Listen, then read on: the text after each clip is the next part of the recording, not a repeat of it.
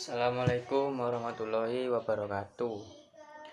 Perkenalkan, nama saya Muhammad Ilham Faris Aiman dari Prodi PLB dengan NIM 221F10019.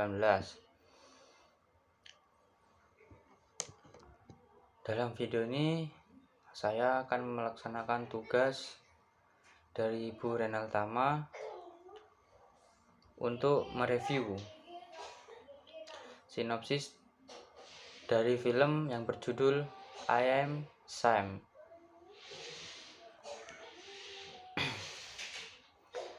Review film I Am Sam. Apa jadinya jika seseorang yang sehat secara jasmani dan rohani mempunyai ayah atau ibu yang memiliki kemampuan intelektual seperti anak usia 7 tahun? Apa yang akan kamu lakukan terhadap anak tersebut? Jika jawabanmu adalah memberikannya ke panti asuhan atau lembaga sosial dengan maksud agar anak tersebut dapat diadopsi oleh keluarga normal, maka kamu sependapat dengan Departemen Layanan Anak dan Keluarga yang ditampilkan dalam film I Am Sam.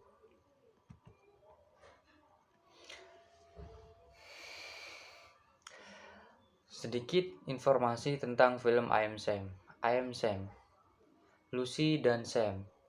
I Am Sam yang dirilis film I Am Sam yang dirilis pada tahun 2001 merupakan sebuah film drama Amerika yang bercerita tentang perjuangan Sam Dawson atau Sean Penn untuk dapat membesarkan anak kandungnya Lucy Dawson atau Dakota Fanning. Sam diceritakan sebagai seorang single parent dengan intellectual disability yang tinggal bersama putrinya, Lucy. Sudah dari kecil, Lucy hanya tinggal bersama dengan ayahnya.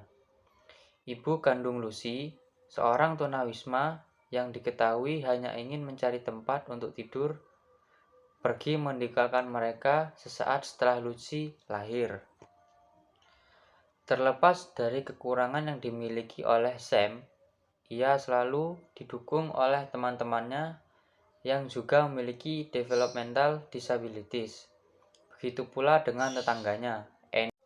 Terlepas dari kekurangan yang dimiliki oleh Sam, ia selalu didukung oleh teman-temannya yang juga memiliki developmental disabilities.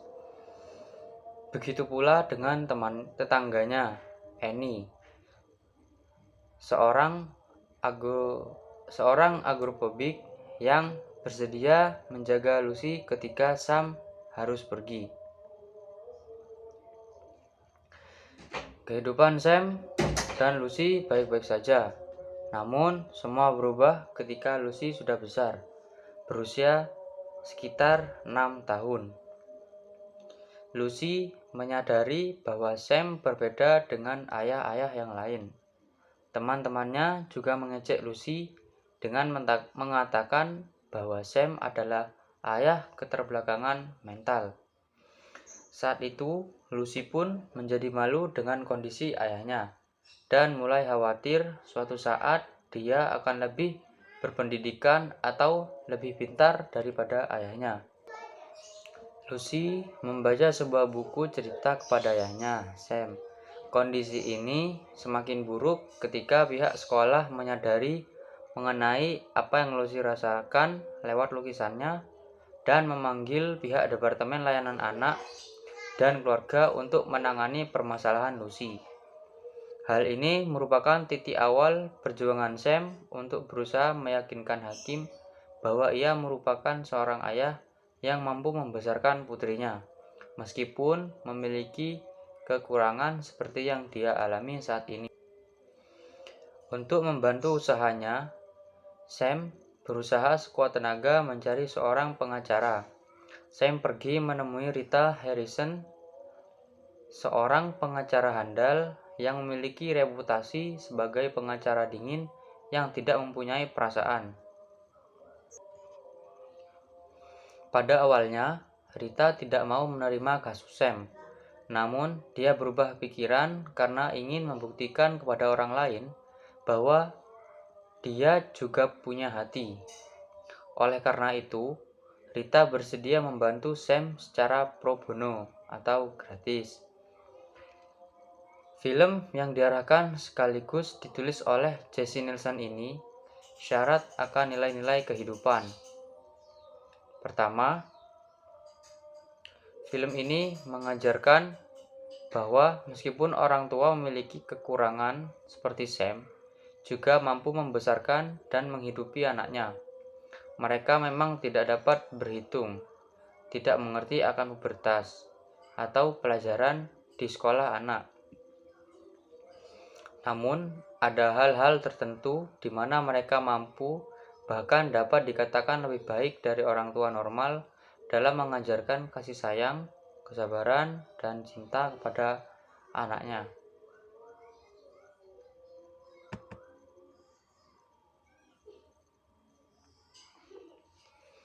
Kedua, kebersamaan dengan keluarga itu sangat penting. Tidak peduli seberapa sibuk kamu bekerja, luangkanlah waktu dengan keluarga sekalipun itu hanya sebentar karena semua itu sangat berharga. Ketiga, dukungan dan bantuan orang-orang sekitar seperti tetangga maupun teman sangat penting di masa-masa krisis. Masa di mana kita tidak mampu menangani sesuatu sendiri, tetapi bersama dengan mereka kita akan mampu melewatinya dengan baik.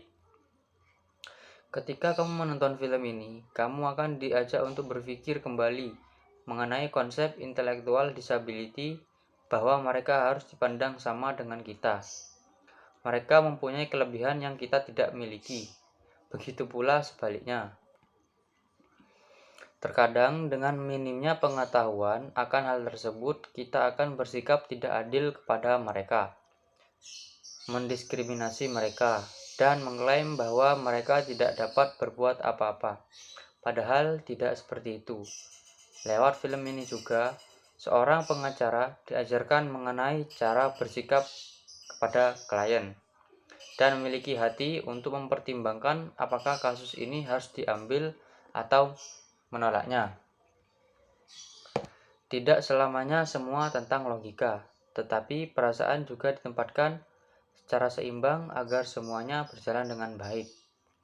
Dengan durasi yang terbilang cukup lama, yaitu sekitar 134 menit, film ini tidak membuat kita bosan, siapapun itu yang menontonnya. Saya sempat terbawa emosi dengan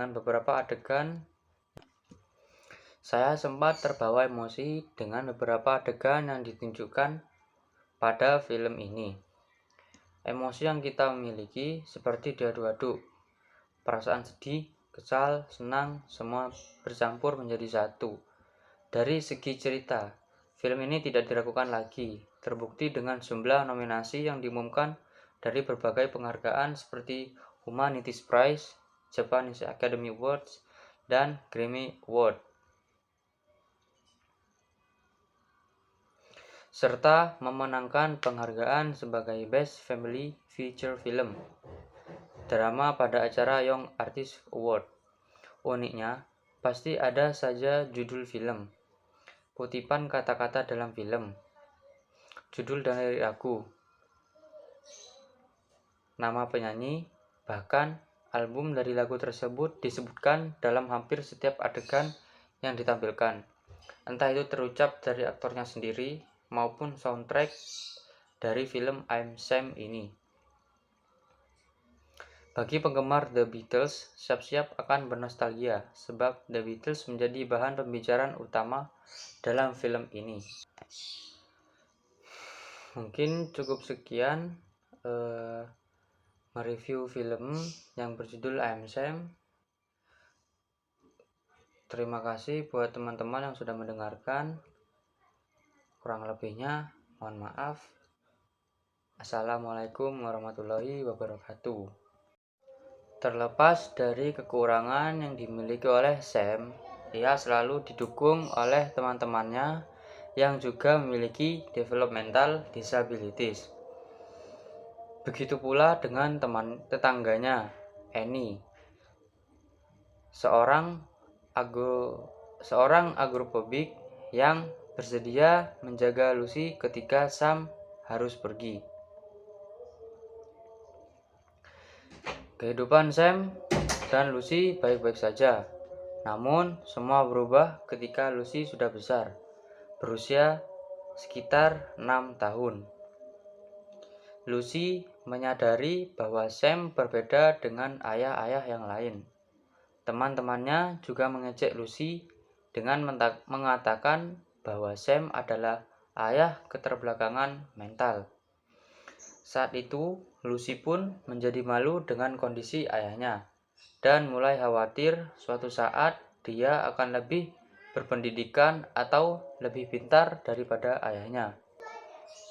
Lucy membaca sebuah buku cerita kepada ayahnya, Sam. Kondisi ini semakin buruk ketika pihak sekolah menyadari mengenai apa yang Lucy rasakan lewat lukisannya dan memanggil pihak Departemen Layanan Anak dan Keluarga untuk menangani permasalahan Lucy. Hal ini merupakan titik awal perjuangan Sam untuk berusaha meyakinkan hakim bahwa ia merupakan seorang ayah yang mampu membesarkan putrinya, meskipun memiliki kekurangan seperti yang dia alami saat ini. Untuk membantu usahanya, Sam berusaha sekuat tenaga mencari seorang pengacara. Sam pergi menemui Rita Harrison, seorang pengacara handal yang memiliki reputasi sebagai pengacara dingin yang tidak mempunyai perasaan. Pada awalnya, Rita tidak mau menerima kasus Sam, namun dia berubah pikiran karena ingin membuktikan kepada orang lain bahwa dia juga punya hati. Oleh karena itu, Rita bersedia membantu Sam secara pro bono atau gratis. Film yang diarahkan sekaligus ditulis oleh Jesse Nielsen ini syarat akan nilai-nilai kehidupan. Pertama, film ini mengajarkan bahwa meskipun orang tua memiliki kekurangan seperti Sam, juga mampu membesarkan dan menghidupi anaknya. Mereka memang tidak dapat berhitung, tidak mengerti akan pubertas, atau pelajaran di sekolah anak. Namun, ada hal-hal tertentu di mana mereka mampu, bahkan dapat dikatakan lebih baik dari orang tua normal dalam mengajarkan kasih sayang, kesabaran, dan cinta kepada anaknya.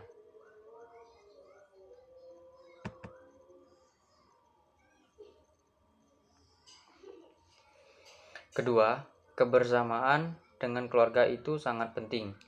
Tidak peduli seberapa sibuk kamu bekerja, luangkanlah waktu dengan keluarga sekalipun itu hanya sebentar karena semua itu sangat berharga.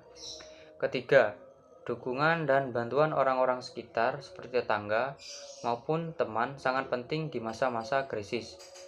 Masa di mana kita tidak mampu menangani sesuatu sendiri, tetapi bersama dengan mereka kita akan mampu melewatinya dengan baik. Ketika kamu menonton film ini, kamu akan diajak untuk berpikir kembali mengenai konsep intellectual disability bahwa mereka harus dipandang sama dengan kita. Mereka mempunyai kelebihan yang kita tidak miliki. Begitu pula sebaliknya. Terkadang dengan minimnya pengetahuan akan hal tersebut, kita akan bersikap tidak adil kepada mereka, mendiskriminasi mereka, dan mengklaim bahwa mereka tidak dapat berbuat apa-apa. Padahal tidak seperti itu. Lewat film ini juga, seorang pengacara diajarkan mengenai cara bersikap kepada klien dan memiliki hati untuk mempertimbangkan apakah kasus ini harus diambil atau menolaknya. Tidak selamanya semua tentang logika, tetapi perasaan juga ditempatkan secara seimbang agar semuanya berjalan dengan baik. Dengan durasi yang terbilang cukup lama, yaitu sekitar 134 menit, film ini tidak membuat kita bosan, siapapun itu yang menontonnya. Saya sempat terbawa emosi dengan beberapa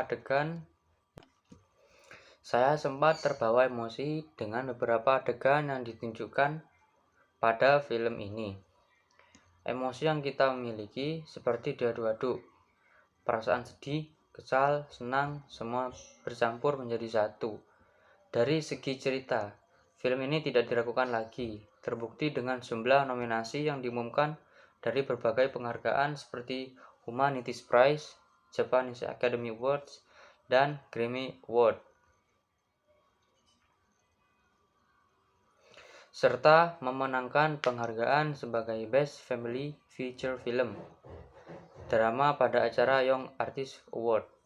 Uniknya, pasti ada saja judul film, kutipan kata-kata dalam film, judul dari lagu, nama penyanyi, bahkan album dari lagu tersebut disebutkan dalam hampir setiap adegan yang ditampilkan. Entah itu terucap dari aktornya sendiri maupun soundtrack dari film I'm Sam ini. Bagi penggemar The Beatles, siap-siap akan bernostalgia sebab The Beatles menjadi bahan pembicaraan utama dalam film ini. Mungkin cukup sekian mereview film yang berjudul I'm Sam. Terima kasih buat teman-teman yang sudah mendengarkan.